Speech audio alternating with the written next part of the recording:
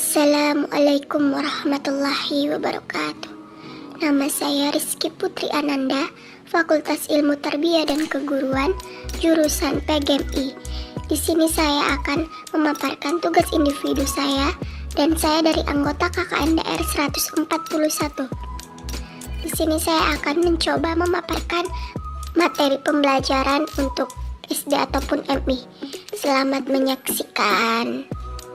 Langsung saja, di sini kita akan mulai pelajaran mengenai rukun iman. Yang rukun iman itu ada 6.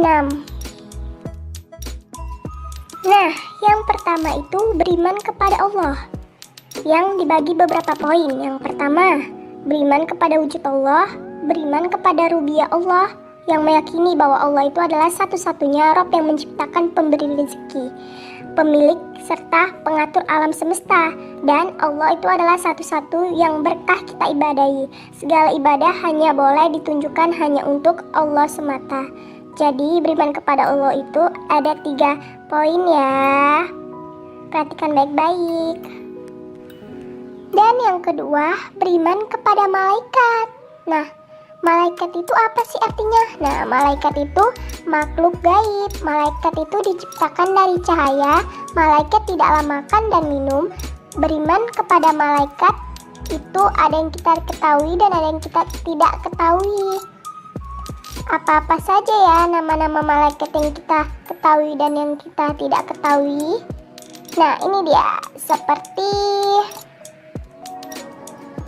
malaikat Jibril yang ditugaskan untuk menyampaikan wahyu kepada Rasul-Rasul Allah. B. Mikail yang ditugaskan memberi rezeki kepada makhluk yang ada di dunia, serta malaikat Mikail yang bertugas mengatur hujan, angin, serta tanaman. C. Malaikat Israfil yang ditugaskan meniup sangkakala. D. Malaikat Israel ditugaskan untuk mencabut nyawa seluruh makhluk hidup. Lalu yang E, malaikat mungkar yang bertugas menanyai orang yang sudah dikubur. Yang F, malaikat nangkir, tugasnya sama dengan malaikat mungkar yang menanyai perkara manusia di alam kubur semasa hidupnya. G, malaikat rokib ditugaskan untuk mencatat amal baik manusia semasa di dunia. Sedangkan H, malaikat atid ditugaskan untuk mencatat amal buruk manusia semasa di dunia. I, malaikat Malik ditugaskan menjaga pintu neraka, sedangkan malaikat Ridwan ditugaskan menjaga pintu surga. Nah, inilah dia nama-nama beriman kepada malaikat. Lalu yang ketiga, beriman kepada kitab Allah. Nah, kita harus meyakini dan mengimani bahwa Allah Ta'ala telah menurunkan kitab-kitabnya kepada setiap rasul kita.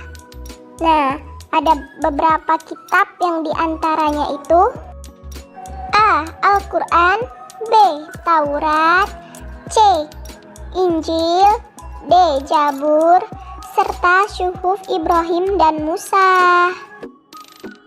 Lalu Al-Quran diartikan penyempurna dan menghapus semua kitab sebelum. Maksudnya Al-Quran itu adalah kalamullah ataupun firman Allah yang diturunkan oleh Allah lewat Jibril, kemudian ditanamkan dalam hati Nabi Muhammad SAW. Nah, seperti itulah beriman kepada kitab Allah. Lalu yang keempat, beriman kepada Nabi dan Rasul. Nabi diartikan seseorang yang diberi wahyu berupa syariat untuk diperintahkan mengamalkannya, tetapi tidak diperintahkan untuk berdakwah. Sedangkan Rasul diutus untuk menyampaikan pesan Allah yang bertentangan dengan kondisi umat Islam. Beriman kepada Rasul mencakup beberapa perkara. Rasul diartikan penyampaian wahyu dari Allah kepada hambanya. Nah, Nabi pertama itu adalah Nabi Adam, dan Rasul pertama adalah Nabi Nuh. Lalu, Rasul yang paling utama adalah dari kalangan ulul azmi, yang Di antaranya, pertama Nabi Nuh, yang kedua Nabi Ibrahim, yang ketiga Nabi Musa, yang keempat Nabi Isa, dan yang terakhir Nabi Muhammad. Semua para rasul menyerukan untuk mentauhidkan Allah dan meninggalkan kesedihan, walaupun syariatnya itu berbeda-beda. Tetapi kita harus meyakini bahwa Nabi Muhammad SAW adalah penutup para rasul. Tidak ada lagi nabi setelah beliau. Nabi Muhammad juga diartikan sebagai penghulu para rasul, yaitu rasul yang paling utama, pemegang kunci pintu surga pertama kali, dan umat Nabi Muhammad juga yang pertama kali masuk surga. Yang kelima, beriman kepada hari akhir, yang diantaranya A. Beriman bahwa kiamat akan terjadi, B. Beriman akan adanya nikmat dan siksa kubur, C. Beriman kepada tanda-tanda hari akhir. Tanda-tanda hari akhir seperti munculnya Dajjal, datangnya Imam Mahdi, turunnya Nabi Isa bin Maryam, keluarnya Yajuj dan Majuj, keluarnya daba ataupun binatang, dan terbitnya matahari dari barat. D.